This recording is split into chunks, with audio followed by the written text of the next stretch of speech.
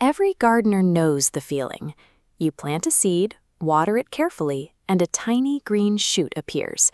It looks like a complete success. But days later, the leaves turn pale, the stem weakens, and the entire plant collapses. When this happens, our first instinct is to blame the seed, or wonder if we watered it wrong. The actual problem usually starts underground. Soil that looks perfectly fine to us can be a hostile environment for young roots, either physically crushing them under its own weight or slowly suffocating them. To fix this, growers rely on a highly concentrated biological byproduct called vermicompost. These are worm castings, specifically the nutrient-dense output produced by red wiggler earthworms breaking down organic matter. A seedling thriving above the surface is never an accident. It is purely a symptom of flawless soil architecture hidden below. Look at this cross-section of standard potting soil. On the left, heavy soil acts like a sponge, trapping water and drowning roots. On the right, dirt compacts into dense, dry blocks, dehydrating the plant. Vermicompost fixes this structural flaw because of its fine, crumbly texture. Notice how the matrix shifts here. Water trickles through evenly, providing exactly enough moisture while maintaining distinct open air pockets. With those air channels open, young roots no longer have to force their way through heavy debris. They simply slide downward through the empty spaces, expanding without resistance. Without that physical space to hold both oxygen and water at the exact same time, a plant simply cannot survive. We can see how dangerous standard feeding methods are on this chart.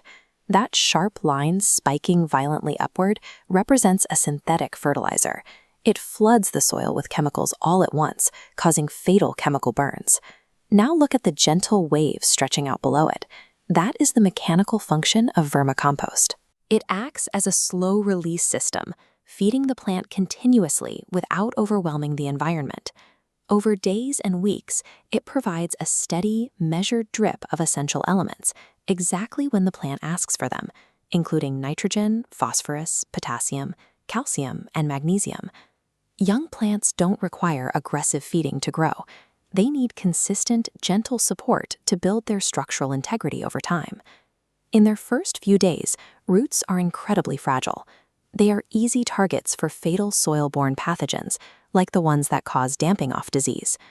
Worm castings provide a defense because they are a highly active, living biological system, packed densely with beneficial microbes. In this microscopic view, you can see how that microarmy actually works. The beneficial microbes cluster tightly around the root tip, forming a protective buffer. They actively block incoming pathogens while helping the plant absorb nutrients. By outsourcing its immune system directly to the surrounding soil, a delicate seedling gets to conserve energy and fight smarter. Because vermicompost is natural, many beginners make a logical but fatal error. They fill their seed trays entirely with worm castings. Using 100% vermicompost backfires immediately. The material is simply too dense and too rich on its own, and it will quickly suffocate fragile new seedlings. This pie chart shows the exact formula for success. You want to blend exactly 10 to 30% vermicompost into a lighter base medium, like cocoa peat or ordinary garden soil. Extreme interventions usually fail in biological systems. Finding that precise mathematical balance of structure and nutrition is what creates actual resilience.